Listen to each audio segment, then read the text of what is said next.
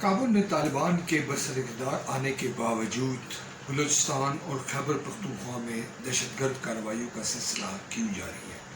اس کے محرکات کیا ہیں اور اس کے پیچھے درپردہ عناصر کون ہیں؟ میں ہوں ملک ظہیر بابر۔ اگر آپ نے یہ چینل سبسکرائب نہیں کیا تو اس چینل کو سبسکرائب کریں۔ ناظرین، 4 ہفتوں میں کوئٹہ میں دوسرا خودکش دھماکہ ہوا، جس میں ابتدائی اطلاعات کے مطابق 4 سیکورٹی فورسز کے لوگ شہید ہوئے،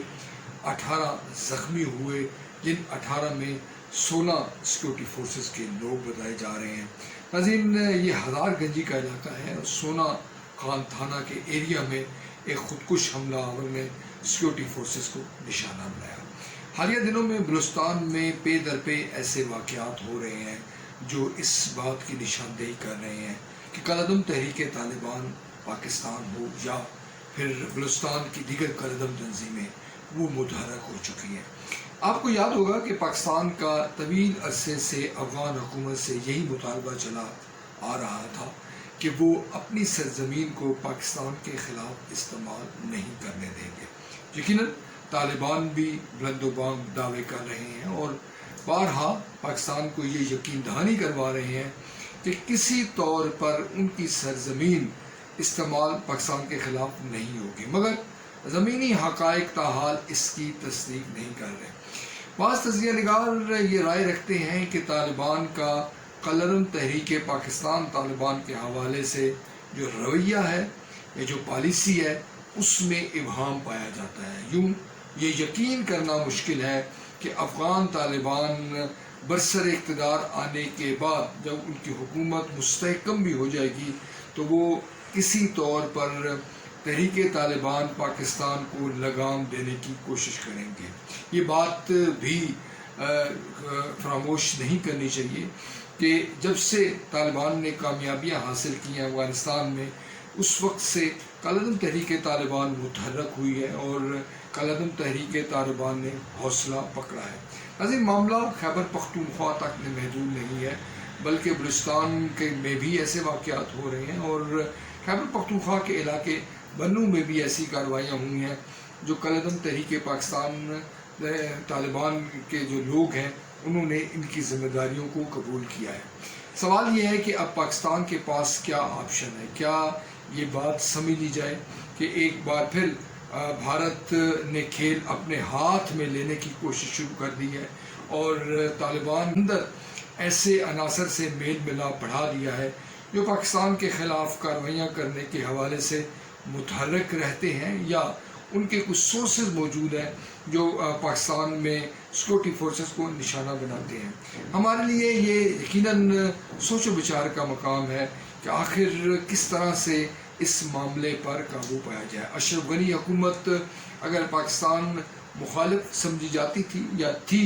تو طالبان کے متعلق اب کیا رائے رکھی جائے؟ یوں یہ تجزیہ کسی حد تک درست معلوم ہوتا ہے کہ طالبان کے ساتھ وہ امیدیں شاید پوری نہ ہو سکیں جو ہم نے اب تک یا ہمارے جو ارباب اختیار ہیں انہوں نے رکھ رکھی ہیں۔ اس کی بنیادی وجہ یہ ہے کہ طالبان ایک نظریاتی گروہ ہے جنہوں نے 20 سال تک امریکہ سے لڑائی لڑی ہے اور امریکہ کو یہاں سے نکل جانے یا بھاگ جانے پر مجبور کیا ہے۔ اب جب کہ وہ برسر اقتدار آ چکے ہیں اور پنجشیر میں بھی جو آخری ان کے مخالفین کا گڑھ ہے وہاں بھی وہ بڑی تیزی کے ساتھ پیش قدمی کر رہے ہیں اور عین امید ہے کہ آنے والے چند دنوں میں وہ وہاں پر بھی اپنا تسلط قائم کر لیں گے۔ سوال یہ ہے کہ وہ طالبان آخر کیوں کر پاکستان کی ہاں میں ہاں ملائیں گے اور پاکستان کے تمام مطالبات پر سرنگو کریں گے؟ ہمیں ایک ہوشمندی پر مبنی پالیسی اختیار کرنے کی ضرورت ہے اور طالبان کو انگیج کرنے کے ساتھ ساتھ روس، چائنا اور دیگر جو ہمسایہ ملک ہیں، ایران جن میں شامل ہے، ان کے ساتھ ایک بہتر روابط کر کے ایک ایسے اقدامات اٹھانے ہوں گے کہ کسی طور پر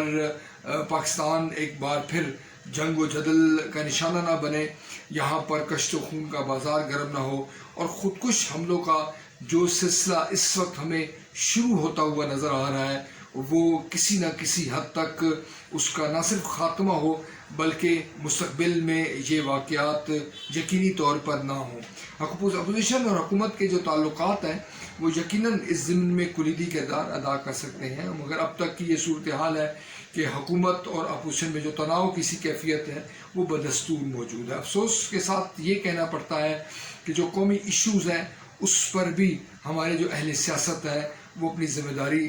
دکھانے کو تیار نہیں ہے۔ پارلیمنٹ کا مشترکہ اجلاس طلب کرنے کی ضرورت ہے جس میں پالیسی بنانے کی ضرورت ہے، جس میں مخالفین اور اس کے حامی کھل کر اپنی بات کریں اور دکھاوے کے طور پر نہیں بلکہ یقینی طور پر ایسے اقدامات اٹھائے جائیں جو افغانستان میں پاکستان کے مفادات کا تحفظ کریں۔ بصورت دیگر یہ ہمیں یاد رکھنا ہوگا کہ چانکہ سیاست کے پیروکار موجود ہیں اور افغانستان میں بھی ایسے عناصر موجود ہیں جو کالعدم تحریک طالبان پاکستان کی شکل دے کر یا اس کے جھنڈے تلے پاکستان کے خلاف ایسی کارروائیاں کر سکتے ہیں جو ہمارے لیے آنے والے دنوں میں بے پناہ مشکلات پیدا کر دیں۔